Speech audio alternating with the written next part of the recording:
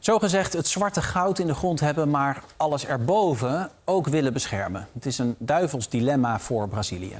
President Lula werpt zich op als voorvechter van de Amazone en het klimaat. Maar ja, de economie die is ook belangrijk. Want Brazilië heeft niet alleen het grootste tropische regenwoud ter wereld. Het zit ook op enorme oliereserves. Het gaat om ruim 16 miljard vaten. En dat is wat ze op dit moment weten te vinden. Dat zou, als je dat nu verkoopt, 860 miljard euro waard zijn. Niet niks. Nós queremos o petróleo, porque ele ainda vai existir muito tempo. Nós temos que utilizar o petróleo para que a gente possa fazer a nossa transição energética, que vai precisar de muito dinheiro. E a gente tem perto de nós, a Guiana e o Suriname, pesquisando petróleo muito próximo à nossa margem equatorial.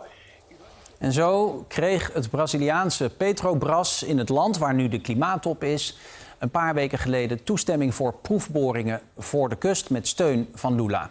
En dat gebeurt ook diep in het Amazonegebied zelf. Ook daar wordt olie opgepompt, zoals in de regio Urucu.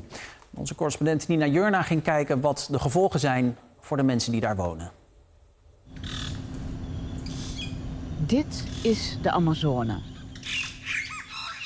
Eindeloze kilometers regenwoud. Maar het is niet alleen het gebied van bomen, vissen, dolfijnen en zeldzame vogels. Aqui é o porto do terminal, Terminal Solimões, né? Onde aqui termina o duto, né? Que aqui é embarque do petróleo. Sinds de jaren 90 wint Petrobras hier olie. Dit lijkt nu nog iets zeldzaams. Een olieterminal midden in de jungle. Maar nu Brazilië de olieactiviteiten hier in de Amazone fors wil gaan uitbreiden, zullen we dit vaker zien en zal de impact groot zijn. Os governos afirmam que nós temos aí quase que 70-80% de biodiesel, de combustível verde, etc.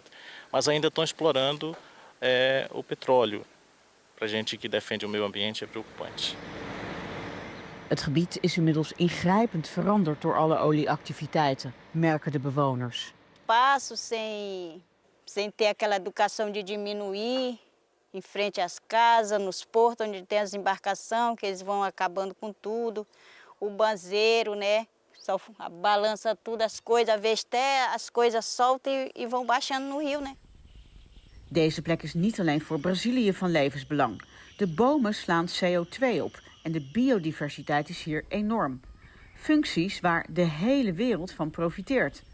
En fossiele brandstoffen zijn de belangrijkste veroorzaker van klimaatverandering. Klimaatverandering die ze hier in de Amazone ook voelen.